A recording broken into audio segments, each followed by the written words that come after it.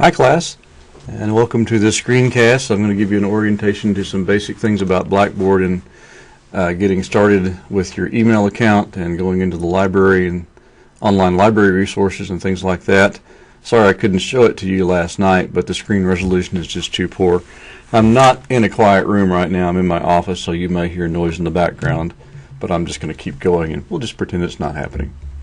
All right, now right here on your screen is test your browser, and even if your computer is new right out of the box, you should run this test to be certain that your computer is computer takes advantage of all the functions of Blackboard. It's all set correctly. Do not use Internet Explorer because Blackboard is not compatible with it. Many features of it will not work. I've heard good things about Google Chrome. I personally use a Firefox browser, and then Safari works well. I use it with my Mac. However, if you're using Safari through an iPad, many of the features of Blackboard do not work with an iPad. So a regular Mac will work though, either a laptop or an iMac, which is what I have at home. Okay, so run test your browser. So if you just click here, another screen will come up and you will see it's the self-diagnosis of your computer. And if there's anything wrong, you see here it's talking about the browser check, and here Java check. Apparently I need to update my Java.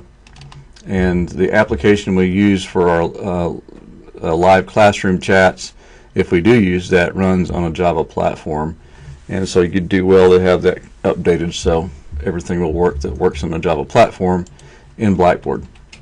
If you don't have your Wayland email account set up, that is the instructions for doing that are right here, and I'll be returning all your assignments through your Wayland email account. So if this is not set up, you will not be getting your assignments back. The feedback I give you in this class is very important because Research Methods not only gives you strategies for doing research and of course succeeding in the class, but also for doing well in other classes and giving you the expectations that other professors will have as you go through the course. I talked about the link for using safe assignments last night and what that does. That link is right here. And then if you have problems with anything, down here at the bottom there is a place where you can get live chat assistance, or you can call people 24/7. These folks are American within the U.S., so they do speak English as a first language. Let's log into the website now.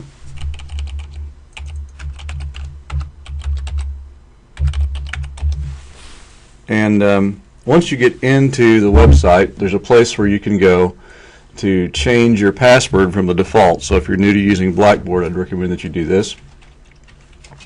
So over here at Personal Information, if you click in here, you will see a place where you can actually change your password from the default. And in case you're wondering, yep, there's change password right there. I have changed my password so you can't go into the course and change your own grades. Oops, I didn't mean to do that. Okay. Now there are two tabs up here. One is My WBU, which shows the classes that you're in this semester, and the other is Courses right here, which shows all the classes you've ever taken. If all the classes are listed right here and you don't want to show them, there's a little cogwheel icon right up here. If you click it, it will show you all the classes, and if you don't want to view that class anymore, you simply uncheck it here. And what that does is it doesn't make it disappear completely from your access, or it doesn't delete the class. It just makes it not appear here under My WBU, which is the classes you're taking this term. Over here though, okay, here under Courses though, you can see every course that you have been a student in. So if you're tired of seeing all the classes at once, you can eliminate them and just see the classes that you want to that you're in this term. Okay, now let's actually go into the class.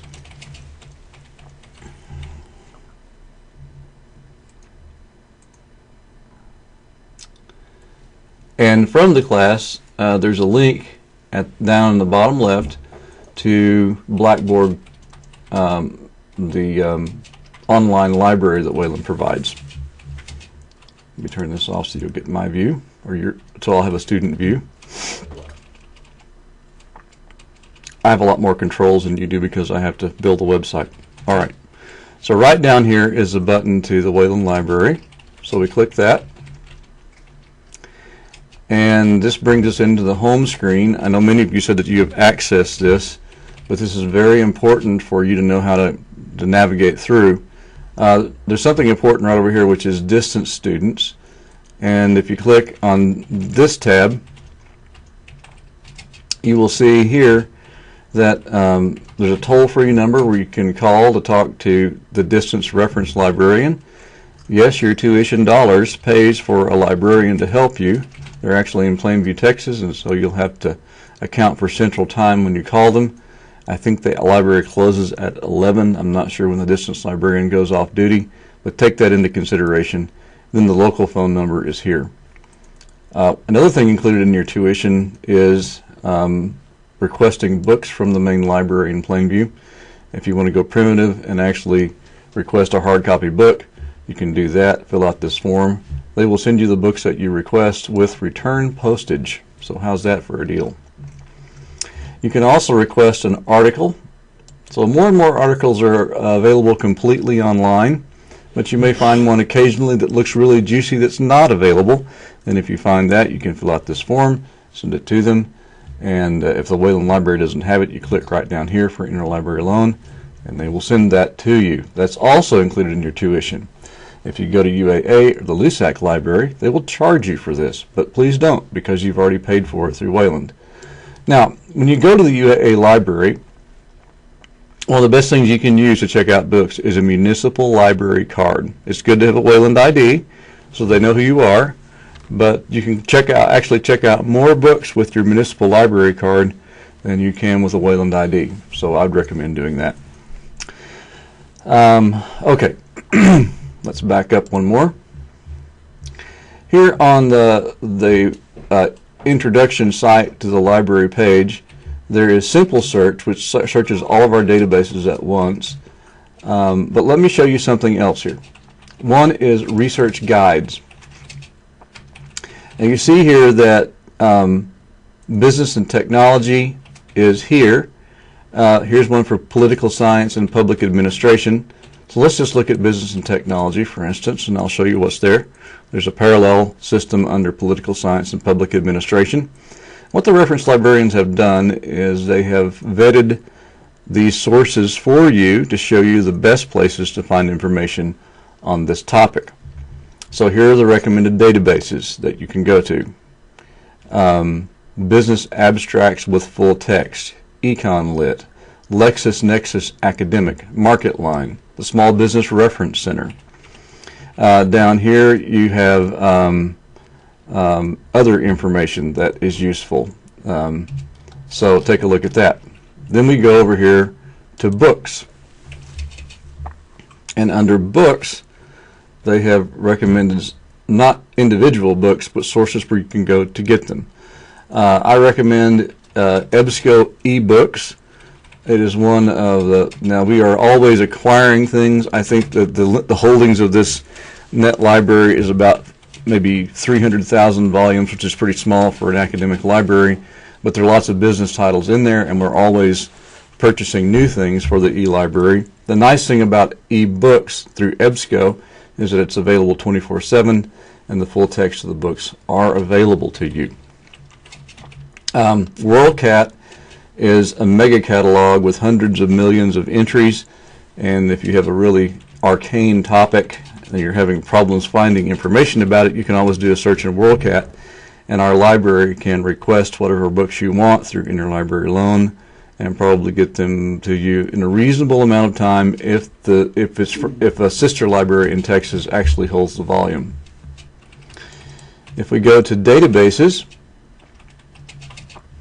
it shows the best databases for doing business research here, and then these are the ones we subscribe to. Open source databases are ones that are freely available on the internet that catalog academic research, and then So you can take a look at all those. So there's lots of sources of information. So saying I can't find any information is no excuse.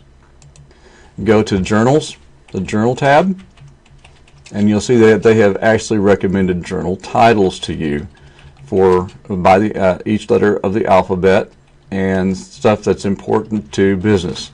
Again, there's a research guide for public administration as well. Useful websites. The general web can be a real problem, but if you stay within the boundaries the reference librarians have drawn for you, you're safe.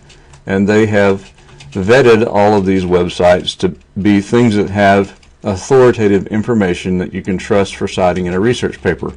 For instance, one website is the Academy of Management.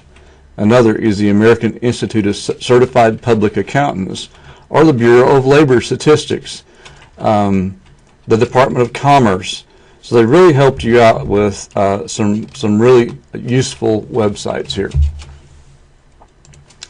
Let's back up to just the main LRC webpage, and let's go into Books and More. And I want to actually do a live search in EBSCO. Let's click there, and it's going to ask me for my Easy Proxy account information. So this first number is your student ID number. The second is the default password, which is the first 3 letters of your first name, followed by the first 3 letters of your last name, all lowercase, no spaces. So let's log in. And this is the part that you can only get to if you're a Wayland student. And hopefully this won't take long.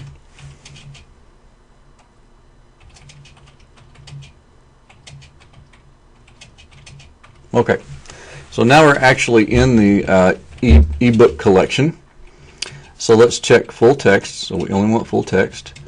And let's do, I don't know, Dr. Rambo. Dr. Rambo sitting next to me here. What would be a good keyword search to do for EBSCO? What do you think? EBSCO? Yeah, give me one. Ethical leadership. Ethical leadership. I like that. That's good. Okay, this is live. I have no idea what I'm going to find. And if I find nothing, I'm going to have to edit this. You're going to find 4 million hits. Okay. Dr. Rambo says 4 million hits. Let's see. Okay, so here are the books that we found in the e-book collection that have to do with ethical leadership. So let's look at the first one here. Ethical Leadership in Decision Making in Education. And just to show you how this works, let's look at the e-book full text. And that should pop up for us. And this will actually give you the full text of the book. And what's nice about having the full text of a book is that the contents are searchable. So in the old days, we had to get a hard copy book and look at the index to find information that would be useful to us in doing a research project. Now all you need to do is open the ebook and search the contents. And the way you do that is this little icon right up here. Search within, you see, it says. And if you click that, you click in the search box and search for whatever terms you want to. And it looks like it's finally loading now. And something is wrong with my Adobe, so it'll take me just a sec to open this. So when this opens, you can do searches within the book for whatever search term you want to. Another really useful icon over here is citation. So if you're wondering how to cite this in the paper, you click that, and the APA formatted citation pops up right here. And you can actually export this to bibliographic management software such as EndNote, which is part of the Microsoft suite. However, be careful because these aren't always formatted completely correctly for APA, and your responsibility as a student is to be sure they're formatted right. Now, APA produces a software called Perla, which helps you, it's a software program to help you format things in APA. I highly recommend that you get that because it'll help you get all the details right. But there's a basic form right there. You can also email this book to yourself or the link to it. You can't download the whole thing because of copyright restrictions. You can print the citation. Up here, you can actually attach a note to this book. But to do that, you have to have an EBSCO account. Now, this is what I talked about last night in class. It's like an Amazon account. So if you click here to sign in, and it'll take you in and then give you a place where you can create a new account if you don't have one, which is right here, create a new account. And when you sign into this, it will keep track of what you have looked at, and if you want to go back, let me just back out of this. If you want to go back, last term, and maybe you attached a note to an article, it will still be there. So it's a good way to organize what you've done. So I really recommend that you sign up for an EBSCO account and that you remember to log into it anytime you go into an EBSCO database. Let's go into articles and databases here. And here we'll go into business and technology. And then Academic Search Complete is a good database to begin with. Academic Search Complete catalogs about 4,500 academic journals. So if you can imagine standing in a library with 4,500 academic journals in front of you, that will be a lot of journals. I'm going to select here full text and scholarly peer-reviewed journals. We talked about the peer review process last night. And the nice thing about EBSCO is that it sorts those for you. And we're going to click only full text. And let's do Dr. Rambo's suggestion again here and do ethical leadership.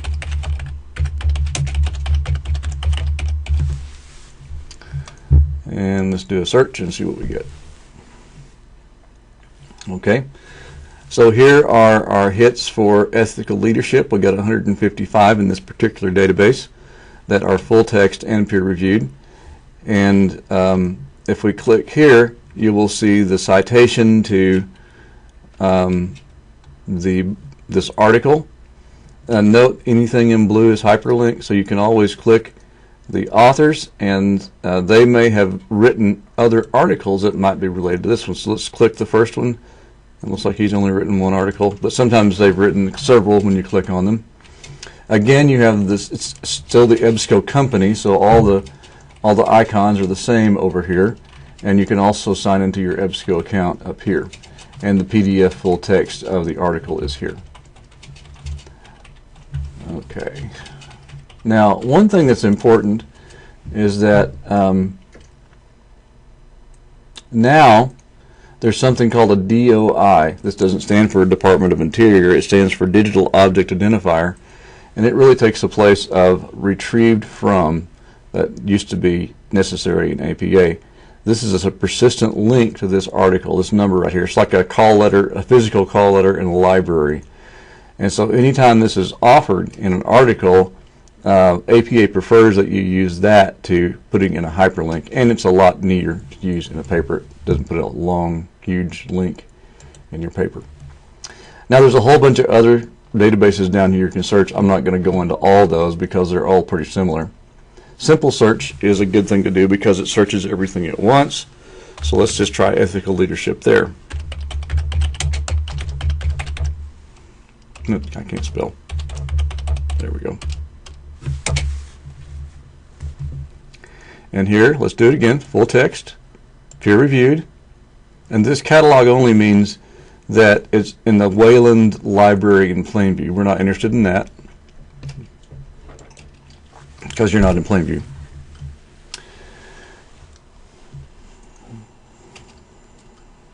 This is a very nice tool that we actually didn't have until about a year ago. And I think that the online proprietary library databases are moving toward more of an intelligent search like Google. So it's getting better. We're not quite there yet. So here we've got 279,560 hits on ethical leadership. So Dr. Rambo, you were right. We've got a lot of hits on that. And they're all peer-reviewed, and they're all full text. And so you can see how that works. Down here, there's a date slider. So you see the article started in 1883. That's a little far back. Remember I told you last night 5 years is a limit. So let's bump it 2015. That's in the future. Let's move it to 2009 because you're supposed to be within 5 years. And we'll update it and see how many fewer sources we have. 180,000.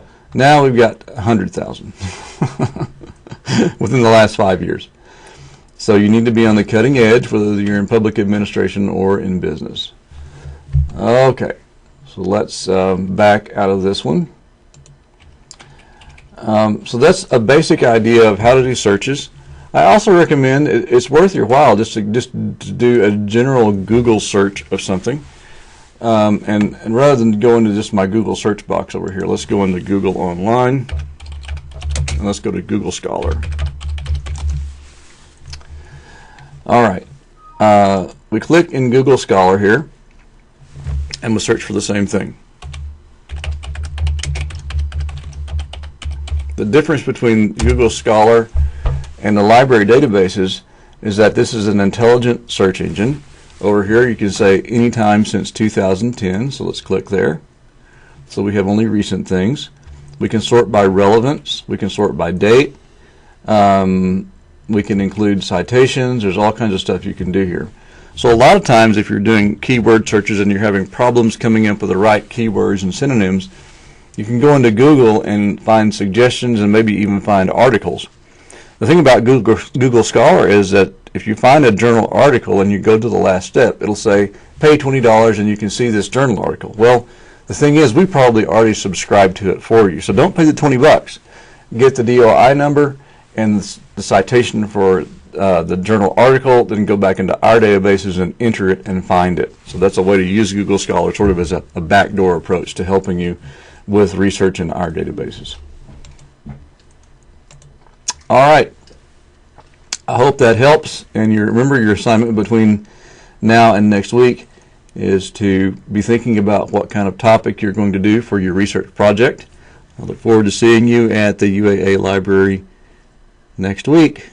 Don't forget to do your library tour before the class. Thanks. Bye.